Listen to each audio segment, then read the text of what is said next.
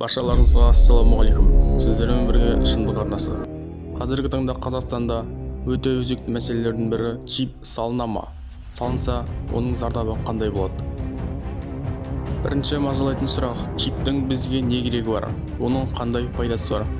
Бірінші кезекте бұл чипті өндіретін мемлекет ақш мемлекеті. Негізінен чипті ойлап тапқан Microsoft компаниясы болып саналады. Ал өздеріңіз білетіндей, осы Microsoft компаниясының негізін салушы бас директор Билл Гейтс болып саналады. Осыдан 5 жыл бұрын конференцияда Билл Гейтс мына бір сөздерді айтқан болатын: адамзатқа өте үлкен қауіп төніп тұр. Адамзат тіпті жойылып кетуі де мүмкін. Ал адамзатты жоюшы фактор ол белгілі бір ядролық қару емес, немесе басқандай үлкен ірі соғыста емес. Адамзатты жоюшы фактор ол кішкентай ғана вирус деп айтқан болатын. Бұл дегеніміз Билл Гейтс болашақта алдын ала болжаған. Демек, ол вирусты өзі жасаған болуы да мүмкін. Демек, Билл Гейтс өзінің арам идеясын жүзеге асырып отыр. Яғни ол коронавирусты өзі жасап, енді соның ем ретінде чипизацияны енгізбекші. Бұлай деуіміздің басты себебі жақында ғана Дональд Трамптың бұрынғы кеңесшісі Роджер Стоун радио сұхбатында былай деп жариялады: Билл Гейтстің басты мақсаты ол ғаламшар тұрғындарын өз бақылауында ұстау. Сол себептен ол коронавирусты және микрочипті ойлап тапты. Расында да Билл Гейтс өзінің арам жоспарларын іске асырып жатыр.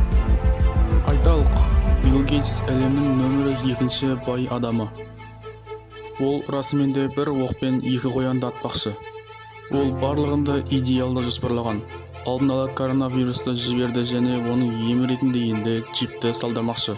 Дүниежүзілік денсаулық сақтау ұйымының мәлімдеуінше, Билл Гейтстің ойлап тапқан чипі коронавирустың бірден-бір емі. Сараптамадан сәтті өткен Билл Гейтстің чипіне сенімі мол бүкіл әлем енді ол чипті енгізуді бастады. Ендігі кезекте бұл чип Қазақстанға келе ма деген сұрақ барлығымызды мазалауда. Бұл чипке тапсырыс беріп жатқан қазақстандықтарда баршылық. Олардың саны санаулы ғана. Бұған қарап біз мына нәрсені айта аламыз. Яғни Қазақстандағы халықтың басым көпшілігі бұл чипизацияға қарсы. Алайда бұл чиптің пайдасы өте көп. Чипті орнатқан адамға ендігі төлқұжат, карточка, ақша деген заттар мүлде керек болмайды. Жақында ғана америкалық ғалымдар COVID-19, яғни коронавирустың мүлдем жаңа штамын тапты. Коронавирустың бұл түрі алдыңғы түріне қарағанда мүлдем ерекше. Яғни қазіргі жасалып жатқан екпелер бұл вирусқа ешқандай әсер ете алмайды. Жалпы әлемде коронавирус індетінің өршуі қазіргі таңда сәлде болса бәсеңдеді. Алайда ғалымдардың айтуынша бұл вирустың екінші толқыны жақын арада басталады. Және бұл алдыңғысына қарағанда 10 есе қауіпті болады.